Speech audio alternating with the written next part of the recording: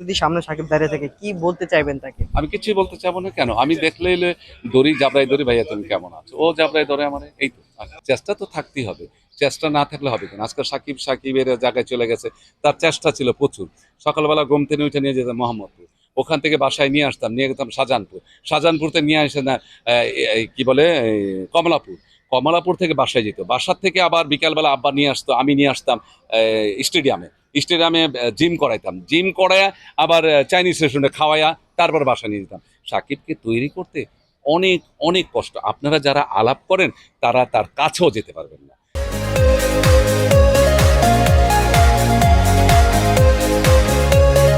কেন যেতে পারবেন? হ্যাঁ, সাকিবিয়ানদের অবশ্যই, আপনারা সাকিবিয়ানকে ভালোবাসেন, আপনাদের ওয়েলকাম। আপনারা ভালো না বাসলে তো আজকে সাকিব হতো না। তো কাউকে কিছু বলার আগে আপনি সাকিবকে ভালোবাসেন বলে আপনি যারে তারে উল্টাপাল্টা কথা বলেন না। আগে নিজেকে বিবেক বিবেচনা করবেন যে আপনি কাকে কি বলছেন।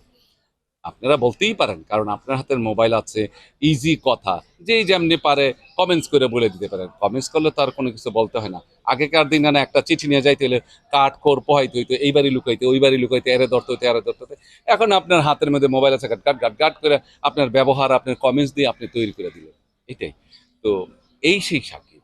তো সাকিব কিন্তু কখনই টেলিফোন করে নাই, করে না, এবং করবে কিনা তাও জানে না। এটা কি আসলে কষ্ট হয় না যে যাকে আপনি তৈরি করলেন একদম ছেলের মতো ভাইয়ের মতো একটা জায়গায় ভাইয়ের দাঁড়িয়ে? মতো, ছোট ভাই, ছোট ভাইয়ের ভাই, মতো মানে কি, ভাই তো। সেই মতো ভাইকে, আবার কিসের? সেই ভাই যখন এখন খোঁজ নেয় না, একটা ভালো অবস্থানে তিনি আছেন দুই বাংলাতেই, একটি আক্ষেপ কি জাগে না না, কখন? কখনোই আক্ষেপ জাগে না।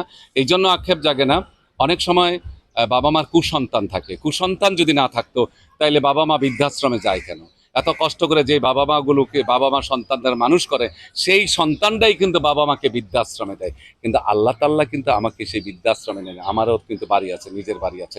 তো আমি সৃষ্টি করেছি, সে অনেক বড় আছে, অনেক অনেক ভালো আছে। আল্লাহ তাল্লার কাছে আরো বলি, আল্লাহ তাল্লাহ তাকে আরো আরো বড় করুক। তা আমার আক্ষেপ হবে কেন, কষ্ট হবে কেন? আমি যেটা করেছি বড় করার জন্য করেছি, বড় হয়েছে তার চেষ্টা দিয়ে, তার মেধা দিয়ে। আমার মতো আজিজ রেজা ওর পাশে না থাকলেও সে বড় হতো। আর যদি সামনে সাকিব দাঁড়িয়ে থাকে কি বলতে চাইবেন তাকে? আমি কিছুই বলতে চাবো না। কেন? আমি দেখলেই দড়ি জাবরাই দড়ি, ভাইয়া তুমি কেমন আছো, ও জাবরাই ধরে আমার, এই তো। একটা কথা আমরা শুনতাম, সেটি হচ্ছে আপনি নাকি সাকিব খানকে যখন হ্যাংলা পাতলা ছিল একটু রেস্টুরেন্টে বুকিং করে দিয়েছিলেন যে যা খেতে ইচ্ছে করে খাক, এই কথাটা। এটা এটা আলেকজান্ডার এবং মেহেদিকে বললে, জিজ্ঞেস করলে ভালো হতো।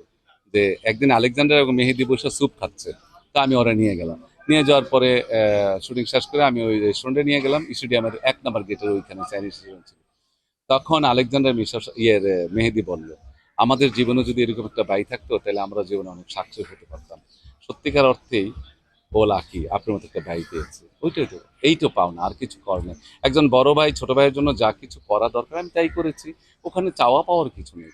বাবা মাই সন্তানদের খবর, ছেলে পেলে এই বাবা মার খবর রাখে না, আর ও তো ভাই, ও খবর রাখলেই কি না রাখলেই কি। আমি সেই আশা কখনোই করি না কে আমাকে খবর রাখলো আর রাখলো না। আমি সবার খবর রাখি কিনা সেটা আমাকে আমি প্রশ্ন করব। কেন রাখি না? আমি রাখি, আমি চেষ্টা করি।